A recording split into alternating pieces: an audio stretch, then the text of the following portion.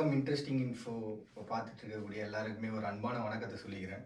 Actually இன்னைக்கு வந்து தச வாயுக்கள் அப்படின்ற ஒரு கான்செப்டை பற்றி பேசலாம் அப்படின்ட்டு. என்னடா இது புதுசாக ஏதோ தச வாயுக்கள்னு முன்னாடி நாடுகளை பற்றிலாம் போட்டுட்டு தான் ஒர்க் அவுட் ஆகலாம்னு சொல்லிட்டு புதுசு புதுசாக ஏதோ ட்ரை பண்ணிருக்கானா அப்படின்னு நினச்சின்னு இருப்பீங்க. பட் ஆனால் எனக்கு தெரிஞ்ச சில நாலேஜ் அப்படியே உங்ககிட்ட ஷேர் பண்ணிக்கலாம் அப்படின்னு சொல்லிட்டு. சப்போஸ் உங்களுக்கு இது சம்மந்தமாக ஏதாவது நாலேஜ் இருந்தால் அப்படியே எனக்கும் ஷேர் பண்ணுங்கள். தச வாயுக்கள் அப்படின்ற கான்செப்ட் என்னன்னு பார்த்தீங்கன்னா நம்மளுடைய சுவாசம் தான். இப்போ நம்ம உள்ள போகக்கூடிய இந்த சுவாசம் பார்த்தீங்கன்னா ஒரு 10 விதமான காத்துக்களா உடம்புல பிரியுது அப்படின்னு சொல்லிட்டு இதுக்கு முன்னாடி நான் படிச்சு வச்சிருந்த விஷயங்கள்லாம் கலந்து அப்படியே சொல்றேன். இந்த 10 விதமான வாயுக்களுமே பார்த்தீங்கன்னா நம்ம உடலுக்குள்ள போயிட்டு அதுல முக்கியமான உறுப்புகள் எல்லாத்தையும் வந்து செயல்பட வைக்கிற ஒரு விஷயமா இருக்கு. அதனால சுவாச பயிற்சி பண்றது அப்படின்னு சொல்லுவாங்க. சில பேர்லாம் பார்த்தீங்கன்னா திடீர்னு கொஞ்சம் கன்ஃபியூஸ் ஆயிடுவாங்க. அப்படி ஆகும்போது அவங்க வந்து கொஞ்சம் ஜம்ப் பண்ணுங்க, இல்லாட்டி கொஞ்சம் தெளிவாகிறது கொஞ்சம் இன்னும் கொஞ்சம் நல்லா சுவாசத்தை இழுத்து விடுங்க அப்படின்னு சொல்லிட்டு ஒவ்வொருத்தர் ஒவ்வொரு மாதிரி ஐடியாஸ்லாம் நமக்கு கொடுப்பாங்க. இப்போ நம்ம சுவாச பயிற்சி பண்ணும்போது பார்த்தீங்கன்னா நல்லா உள்ள வந்து சுவாசத்தை இழுத்து வெளியில விடுங்க அப்படின்னு சொல்லிட்டு ஒரு கான்செப்ட் சொல்லுவாங்க. இன்னொருத்தவங்க பார்த்தீங்கன்னா இந்த இடகலை பின்கலைன்னு சொல்லிட்டு சுவாசம் வந்து காது வழியா போயிட்டு மூக்கு துவாரங்கள் வழியா வெளில கொண்டு வர்றது. இப்படி ஒவ்வொருத்தர் பார்த்தீங்கன்னா ஒவ்வொரு கான்செப்டை வந்து முன்வைக்கிறாங்க. இதுல வந்து சித்தர்களை பொறுத்த வரைக்கும் நம்ம 18 சித்தர்களுக்குள்ள போயிட்டோம் அப்படின்னா அவங்க என்ன சொல்றாங்கன்னா இந்த இடகலை பின்கலை சுவாச பயிற்சியில வந்து பார்த்தீங்கன்னா ஏகப்பட்ட வெரைட்டிஸ் இருக்கு. இது எல்லாத்தையும் நம்ம பண்ணோம் அப்படின்னா நம்மளோட உடல் வந்து சீரா இருக்கும் அப்படின்ற ஒரு கான்செப்ட் இருக்கிறாங்க. இன்னொரு பக்கம் நம்ம போனோம்னா எல்லா மதங்கள் சார்ந்துமே வந்து இந்த சுவாச பயிற்சி யோகம் பண்றது, தியானம் பண்றது. இப்ப நம்ம வந்து இஸ்லாம் எடுத்துக்கலாம், இல்லாட்டி உலகத்துல இருக்கக்கூடிய எல்லா விதமான மதங்களும் எடுத்துக்கலாம்.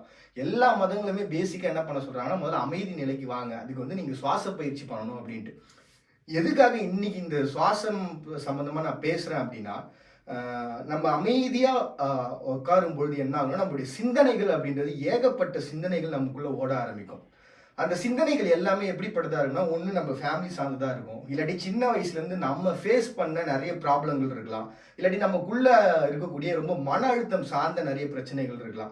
இது எல்லாமே நம்ம மனசுக்குள்ள ஓட ஆரம்பிக்கும். நம்ம மனசுக்குள்ள எல்லாமே நம்ம பேசி வெளிப்படையா வந்து ஒன்று நமக்கு தெரிஞ்சவங்கள பக்கத்தில் உட்கார வச்சு கொஞ்ச நேரம் நீங்கள் சுவாச பயிற்சி பண்ணலாம், பரவாயில்ல, நீ திட்டுறதுனா திட்டு, அடிக்கிறதுனா அடி, நான் சொல்றது மட்டும் கேளு அப்படின்னு சொல்லிட்டு அவங்களோட நம்ம உட்காந்து உரையாட ஆரம்பிக்கலாம்.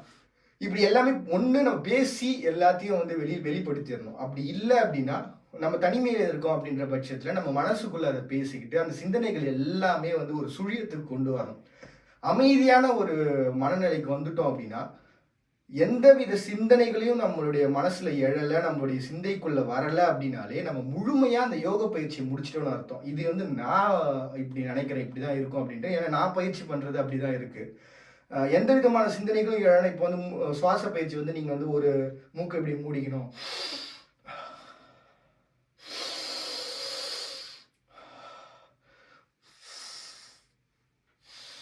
இப்படி விடணும்,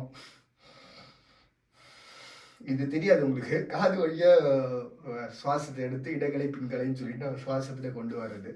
ஸோ இப்படி ஒரு பக்கம் போகுது. ஒரு நிமிஷம் இப்படி தொடச்சிக்கிறேன்.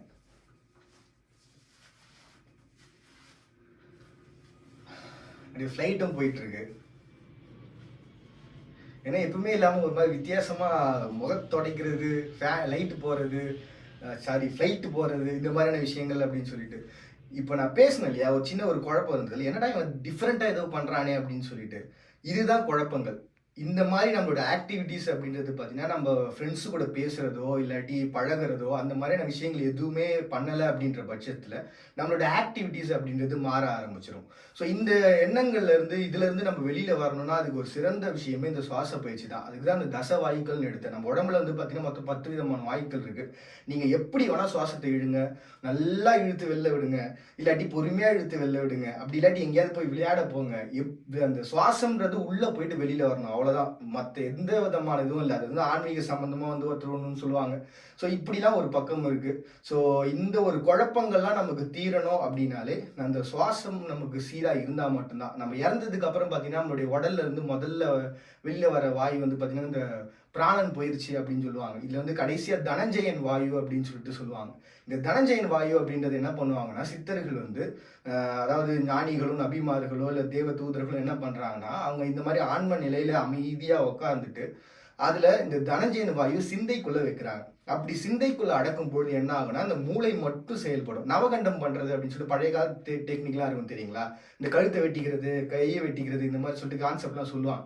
ஆனால் அது உண்மையாக பொய்யான்றது நம்ம யாருக்குமே தெரியாது. அந்த மாதிரி பண்ணும்பொழுது என்ன ஆகும்னா, அந்த தலையை வெட்டிக்கிட்டதுக்கு அப்புறம் சுவாசம்ன்றது நம்மளுடைய நாசி வழியாக போயிட்டு சிந்தைக்குள்ள இருந்து சுவாசத்தை வெளில எடுப்பாங்க அப்படின்றது ஒன்று இருக்குது. இதை வந்து மிஸ்ஸியாக பார்த்தாலும் மிஸ்ஸியாக பாருங்கள், இல்லை வேறு விதமாக பார்த்தாலும் பாருங்கள். ஸோ கான்செப்ட் இதுதான். ஸோ சுவாசம் அப்படின்றது சரியான ஒரு இயக்கத்தில் இருந்துச்சுன்னா நம்மளுடைய உடல் வந்து சரியான இயக்கத்தில் இருக்கும். நம்முடைய சிந்தைகள் எல்லாமே அமைதி நிலைக்கு வந்து சீரம் சுழியும் அப்படின்னு தொடங்கும் பொழுது நம்ம வாழ்க்கையை பற்றி யோசிக்க ஆரம்பிக்கணும். அப்படி யோசிக்கும் போது அதீதமான ஒரு அறிவாற்றல் அப்படின்றது உருவாகும். நம்மளால வந்து எதையுமே படிச்சு தான் தெரிஞ்சுக்கணுன்ற அளவுக்கு இல்லாம நம்மளால உணர்ந்து தெரிஞ்சுக்க முடிகிற அளவுக்கான நிறைய விஷயங்கள் வந்துடும். ஒரு நிமிஷம் இருங்க, நானும் கொஞ்சம் சுவாசத்தை இழுத்து விட்டுக்கிறேன்.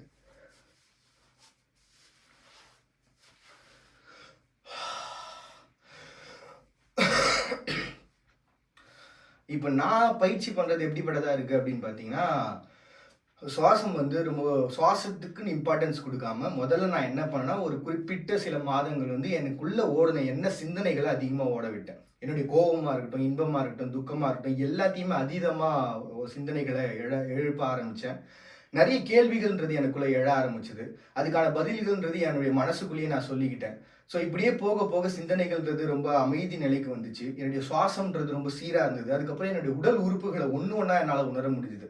இப்போ என்னுடைய லங்ஸ் இருக்குது அப்படின்னா, அந்த லங்ஸை வந்து என்னால் க்ளீனாக உணர முடிஞ்சுது. அப்படி நான் இருக்கும்பொழுது என்னென்னா, இப்போ சப்போஸ் நம்ம ஏதாவது ஒரு காற்று சுத்தம் இல்லாத ஒரு பிளேஸில் நம்ம இருக்கிறோம், சுவாசம் மேற்கொள்கிறோம் அப்படின்ற பட்சத்தில் அந்த சுவாசம்ன்றது கெட்டு போகும் இல்லையா? ஸோ அப்போ நம்ம சளி மூலமாகவே அந்த உள்ளே இருக்கக்கூடிய அந்த புகை இல்லாட்டி அந்த காற்று இது எல்லாமே பார்த்தீங்கன்னா அழுக்கா வெளியில் வந்து விழுந்துருது. ஸோ இப்படி என்னால் நான் ரியலாகவே அதை நான் பார்த்து அனுபவப்பட்டிருக்கேன். ஸோ இப்படி ஒவ்வொரு உறுப்புகளையும் நம்ம உணர ஆரம்பிச்சிட்டோம் அப்படின்னா நம்மளுடைய உடற்பயிற்சியை நம்ம வந்து பண்ண ஆரம்பிச்சிடலாம். அதாவது அமைதியான தியான நேரத்தில் உட்காந்ததுக்கு அப்புறம் அந்த சுழியம்ன்ற அந்த எண்ணம் வந்ததுக்கு அப்புறமா எத்தனை ஃப்ளைட்டு மீனம் பக்கத்தில் தான் ஃப்ளைட்டு போகுதுன்னு கிண்டியில் இருந்தால் கிண்டிலையும் ஃப்ளைட்டு போகுது. கொஞ்சம் மொக்கையாக இருக்குல்ல காமெடி. சரி விடுங்க, விஷயத்துக்கு வருவோம். இப்படி அந்த சுழியம்ன்ற ஒரு எண்ணத்துக்குள்ள நம்ம வந்துட்டதுக்கு அப்புறம் நம்ம உடல்ல வலிகள் எங்க இருக்குன்றதை உணர ஆரம்பிச்சோம்னா நம்ம உடலுடைய அசைவுகள் தானா அசைய ஆரம்பிக்கும்.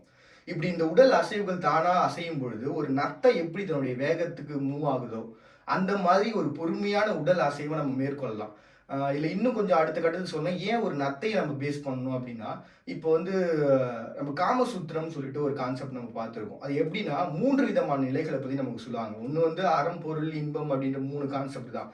ஒன்று நம்ம இந்த உலகத்தில் எப்படிலாம் பொருள் வந்து ஈட்டணும், எப்படிலாம் சம்பாதிக்கணும் அப்படின்னு இருக்கும். ரெண்டாவது ஒரு ஆணோ பெண்ணும், ஒரு ஆண்மையோ பெண்மையோ எப்படி அவங்க ஆப்போசிட் ஜெண்டரை வந்து கவரணும் அப்படின்ற ஒரு கான்செப்ட் இருக்கும்.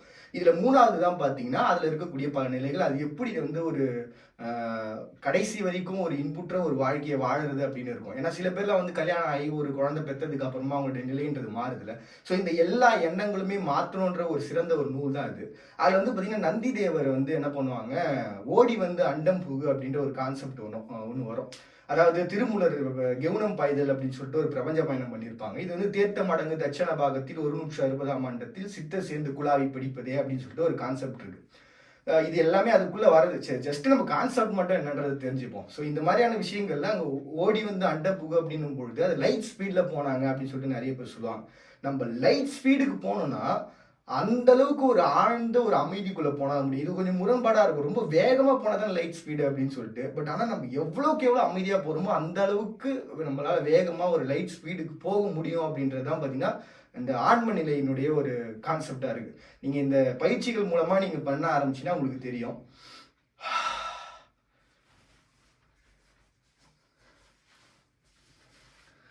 ஸோ வளவலன்னு பேசாமல் கான்செப்டுக்குள்ளே வந்துடுறேன்.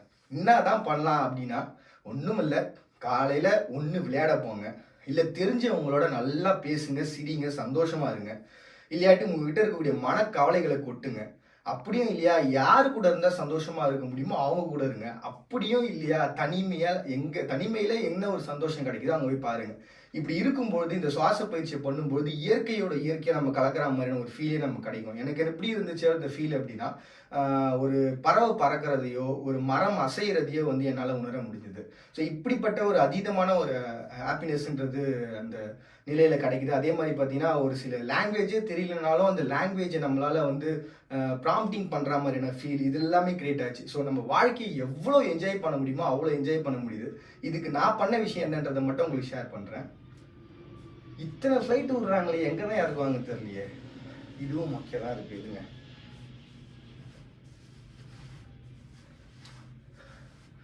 இதை மட்டும் கட் பண்ணி தூக்கிடுறா அப்படின்னு இருப்பானுங்க என் ஃப்ரெண்ட்ஸாக இருந்தால்.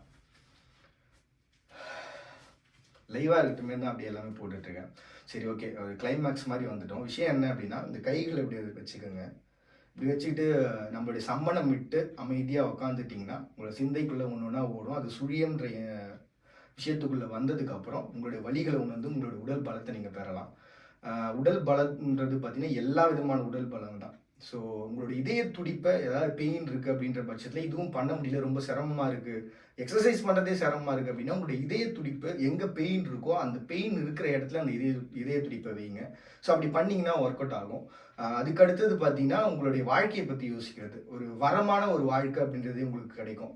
ஸோ இதுதான் சுவாச பயிற்சி அப்படின்றது எந்த அளவுக்கு ஒரு ஹாப்பினஸ், எந்த அளவுக்கு ஒரு இம்பார்ட்டன்ஸாக இருக்குது அப்படின்றதே நான் இந்த பயிற்சிகள்லாம் பண்ணும்போது எனக்கு தெரிஞ்சுது. அதை அப்படியே உங்கள்கிட்ட ஷேர் பண்ணலாம் அப்படின்னு சொல்லிட்டு தான் பண்ணுறேன். சப்போஸ் யாருக்காவது இந்த மாதிரியான பயிற்சிகள் வேணும், இவங்க சொல்கிறது ஏதோ நியாயமாக இருக்காமல் இருக்குது, கூப்பிட்டு தான் பேசி பார்ப்போமே அப்படின்ற ஒரு ஃபீல் உங்களுக்கு இருந்ததுன்னா 9884161720 9025775789 அப்படின்ற எண்ணுக்கு காண்டாக்ட் பண்ணுங்கள். நான் நேரில் பேசுவோம். அதுக்கப்புறம் இந்த பயிற்சிகளை எப்படி நான் பண்ணேன் அப்படின்றத உங்களுக்கு சொல்லித்தரேன். நன்றிப்பா.